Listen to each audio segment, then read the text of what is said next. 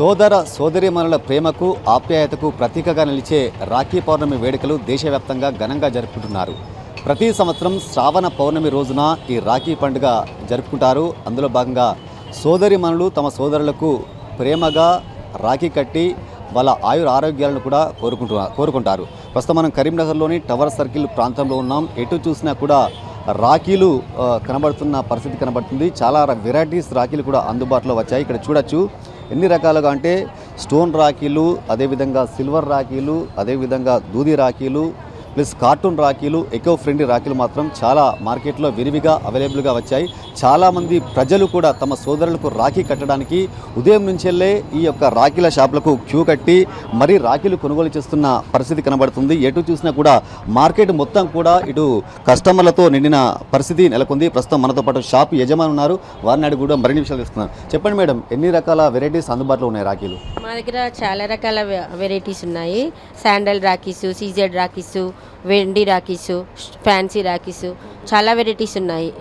అంటే ఇప్పుడు పోయిన ఇయర్కును ఈ ఇయర్కు రేట్లు ఎలా ఉన్నాయి? మరి కొంచెం రీజనబులే ఉన్నాయి. పోయిన ఇయర్ కంటే ఈ ఇయర్ తక్కువనే ఉన్నాయి రేట్స్. చాలా మంది కస్టమర్స్ వస్తున్నారు కదా, వాళ్ళు ఎలాంటివి కొనుగోలు చేస్తున్నారు? ఎక్కువ ఫ్యాన్సీ టైప్లో, అంటే లైక్ ఇలాంటి టైప్లో ఉన్నవి ఫ్యాన్సీవి ఎక్కువ లైక్ చేస్తున్నారు.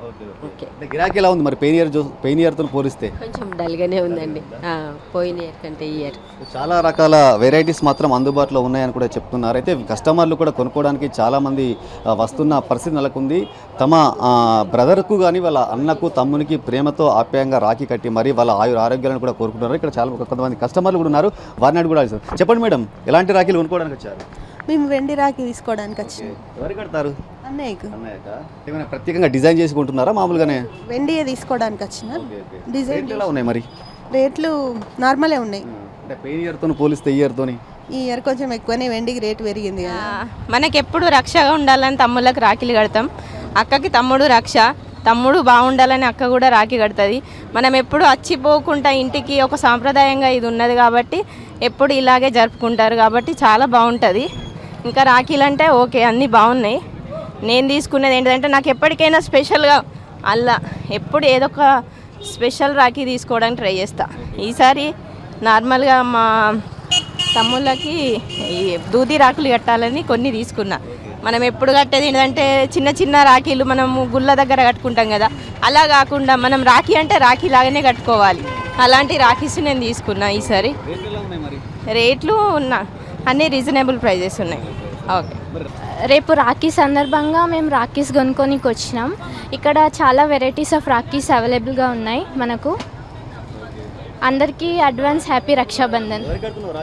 మా తమ్మునికి ప్రేమతో ఆప్యాయంగా మాత్రం చాలా రకాల రాఖీలు మాత్రం కొనుగోలు చేస్తున్నారు. ఎందుకంటే వాళ్ళ బ్రదర్స్ ఆరోగ్యాలతో నిండు నూరేళ్ళు కలకాలం జీవించాలని కూడా కోరుకునేందుకు మాత్రం ప్రేమతో వాళ్ళు కొందరు వెండి రాఖీలు, సిల్వర్ రాఖీలు కూడా కొనుగోలు చేస్తున్న పరిస్థితి కనబడుతుంది. మొత్తానికైతే ఉదయం నుంచి కూడా మార్కెట్ పరిసర ప్రాంతాలు మొత్తం కూడా కిక్కిరిసిపోతున్న పరిస్థితి నెలకొంది. కెమెరా పర్సన్ సంజీవ్తో శ్రీనివాస్, మైత్రి ఛానల్, కరీంనగర్.